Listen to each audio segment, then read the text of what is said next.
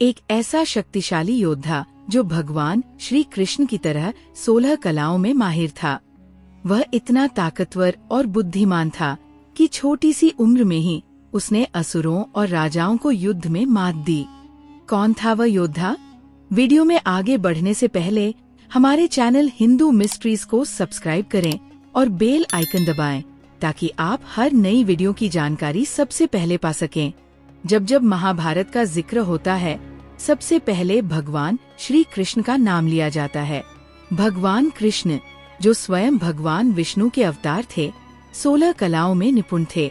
लेकिन क्या आप जानते हैं, एक ऐसा योद्धा था जो भगवान कृष्ण की तरह ही 16 कलाओं में माहिर था और उनके जितना ही शक्तिशाली भी था। जी हाँ, हम बात कर रहे हैं भगवान श्री कृष्ण के पुत्र साम की। तो चलिए जानते हैं कि आखिर साम इतना शक्तिशाली क्यों था और उसने किन किन राजाओं और असुरों को हराया था। भगवान श्री कृष्ण की 8 प्रमुख पत्नियां थीं, जिनमें से एक थी जामवंती। जामवंती का पुत्र था स्वयं साम, जबकि कृष्ण की बाकी पत्नियां सुंदर बच्चों को जन्म देती थी।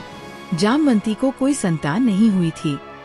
इस पर दुखी जामवंती भगवान श्री कृष्ण के पास आईं और बोली, आपकी सभी पत्नियां पुत्र और पुत्रियां जन्म देती हैं, लेकिन मुझे क्यों संतान नहीं मिली? भगवान श्री कृष्ण ने उनकी पीड़ा देखी और ऋषि अच्युत के आश्रम में जाकर भगवान शिव को प्रसन्न करने के लिए तपस्या की।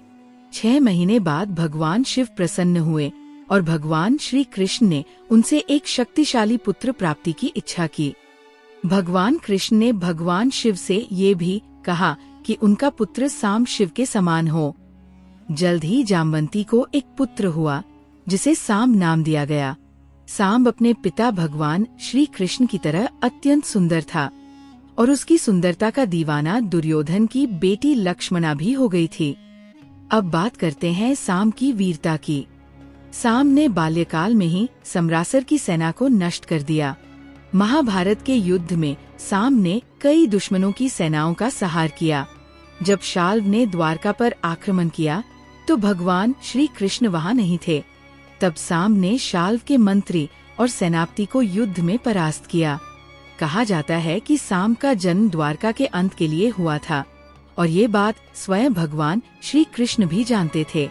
महाभारत युद्ध के 36 साल बाद द्वारका में महर्षि विश्वामित्र, ऋषि नारद और अन्य ऋषि आए थे। कुछ युवक उनका मजाक उड़ा रहे थे और साम को स्त्री रूप में ऋषियों के पास भेज दिया गया। ऋषियों ने समझ लिया कि ये उपहास किया जा रहा है और क्रोधित होकर उन्होंने श्राप दिया कि श्री कृष्ण का ये पुत्र समस्त यदुवंशियों का नाश करने के लिए लोहे का मूसल उत्पन्न करेगा। मुनियों के श्राप के प्रभाव से अगले ही दिन एक मूसल उत्पन्न हुआ। राजा उग्रसेन ने उसे समुद्र में फेंक दिया, लेकिन भगवान श्री कृष्ण ने देखा कि ग्रहों में वही योग बन रहा था जैसा महाभारत के समय था।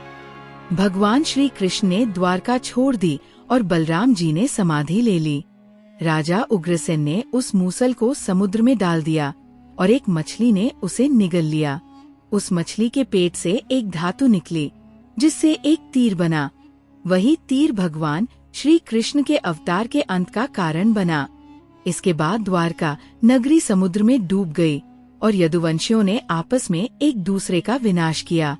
तो दोस्तों, अगर आपको ये वीडियो पसंद आया हो तो कृपया लाइक करें, हमारे हिंदू मिस्ट्रीज चैनल को सब्सक्राइब करें और कमेंट बॉक्स में जय श्री कृष्णा जरूर लिखें। इस वीडियो को ज्यादा से ज्यादा शेयर करें। धन्यवाद। जय श्री कृष्णा।